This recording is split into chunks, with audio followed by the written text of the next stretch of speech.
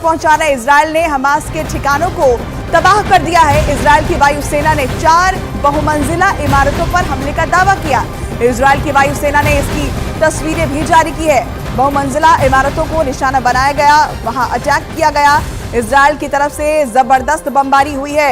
Israel की तरफ से जवाबी कार्रवाई की जा रही है। इजरायल ने हमास के ठिकानों पर हवाई अटैक किए हैं, बहुमंजिला इमारतों को निशाना बनाया है और चुन चुनकर सभी जगहों को तबाह किया जा रहा है, जिसकी तस्वीरें इजरायल की वायुसेना ने साझा भी की है। इजरायल ने कह दिया है कि ये जंग है और ये जंग वो जीत कर रहेंगे और ऐसे में इजरायल की तरफ से जवाबी कार्रवाई देखने को मिल रही है। तस्वीरें आपको दिखा रहे, देखिए कौन सी वो 4 बहुमंजिला इमारतें हैं। इन तस्वीरों में आप देख सकते हैं जहां पर इन पर अटैक किया गया। इजरायल की तरफ से ये कार्रवाई है। इजरायल ने खुलकर कह दिया है कि ये जंग है और इस जंग में जीत अगर किसी की होगी तो इजरायल की होगी और हमास के सभी ठिकानों को चुन चुनकर फिलहाल निशाना बनाया जा रहा है। वहीं बड़ी खबर आपको बता दें कि इजरायल की हमास पर जबरदस्त बमबारी जारी है और हमास के हमले में इजरायल के 250 से ज्यादा लोग मारे गए हैं। तो वहीं इजरायल की जवाबी कार्रवाई में 250 से ज्यादा फिलिस्तीनी मारे गए हैं।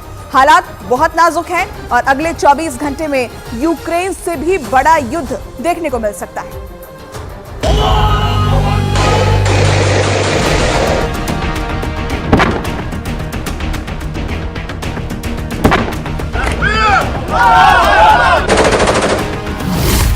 यूक्रेन से भी बड़ा युद्ध शुरू हो चुका है।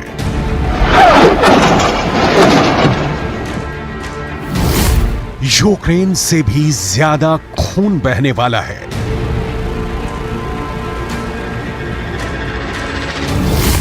यूक्रेन से भी बड़ी तबाही होने वाली है।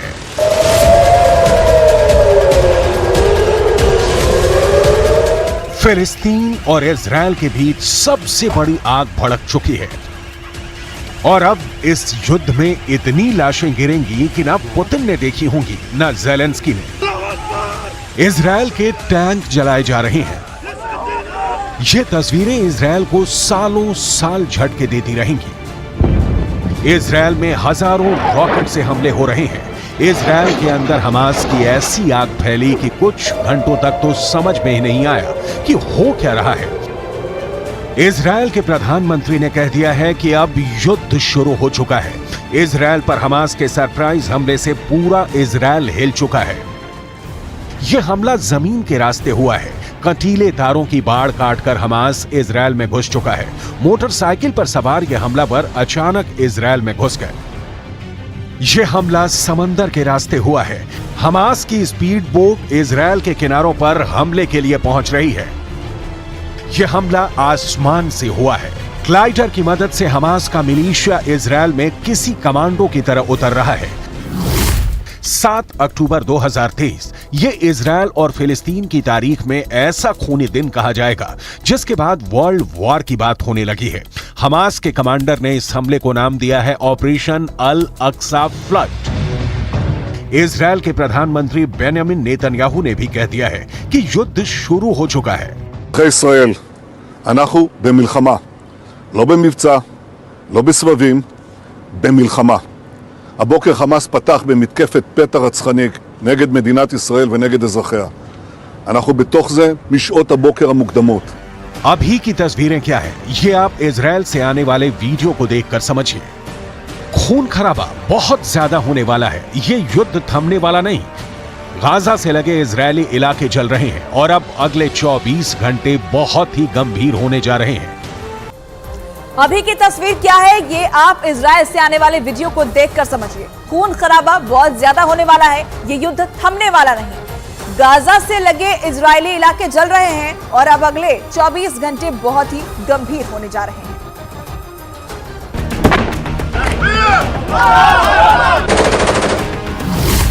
यूक्रेन से भी बड़ा युद्ध शुरू हो चुका है। हमले की शुरुआत कैसे हुई, ये बहुत गौर से देखिएगा। जो तस्वीरें विचलित कर सकती हैं उन्हें एडिट करके हटा दिया गया है। ये हमास के हमलावर हैं जो 7 अक्टूबर को सुबह सुबह इजरायल के एक मिलिट्री कैंप पर हमला कर दिया। इस दौरान हमास के इस ग्रुप ने ग्लाइडर का भी इस्तेमाल किया और फिर ये उड़ते हुए इजरायल के मिलिट्री कैंप के पास उतरे। ग्लाइडर पर 2 हमलावर सवार हैं और उनके हाथ में है मशीन गन। ऐसे कई ग्लाइडर लॉन्च किए गए और फिर उन्होंने उतरते ही इजरायल के अड्डों पर गोलीबारी शुरू कर दी।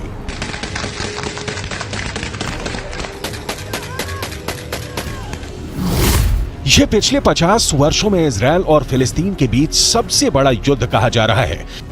जिस मिलिट्री अड्डे को टारगेट किया गया वहां कई इजरायली सैनिक मारे गए हैं। इजरायल के पुलिस चीफ ने कहा है कि गाजा पट्टी के पास 21 ऐसी लोकेशन है जहां बड़े हमले हुए हैं। ראשי מערכת הביטחון, הנחיתי קודם כל לטהר את היישובים מהמחבלים שחדרו פנימה. הפעולה הזאת מתבצעת בשעות הללו.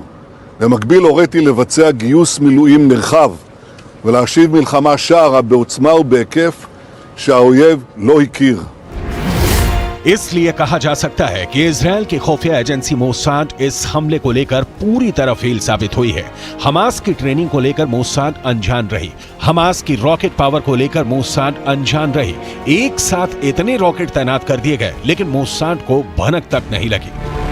इजरायल पर हमले की एक बड़ी वजह बहुत दिनों से उबाल खा रही थी, जिसके बारे में पूरी दुनिया जानती है और इजरायल पर ऐसा हमला किसी भी वक्त हो सकता है। ये बात भी किसी से छुपी नहीं थी। इजरायल पर जो हमला हुआ उसकी सबसे बड़ी वजह वेस्ट बैंक के रिहायशी इलाकों में इजरायल का सैन्य ऑपरेशन है। पिछले कई दिनों से वेस्ट बैंक जो फिलिस्तीन का पूर्वी हिस्सा है वहां इजरायल की सेना की गतिविधियां बढ़ी हैं। कई फिलिस्तीनी इजरायल की सेना के ऑपरेशन में मारे गए हैं और इसमें बच्चे भी शामिल हैं। वेस्ट बैंक की बहुत सी जमीन पर सेटलर्स को बसाया गया है और इसे लेकर फिलिस्तीन और इजरायल के बीच तनाव बढ़ता गया।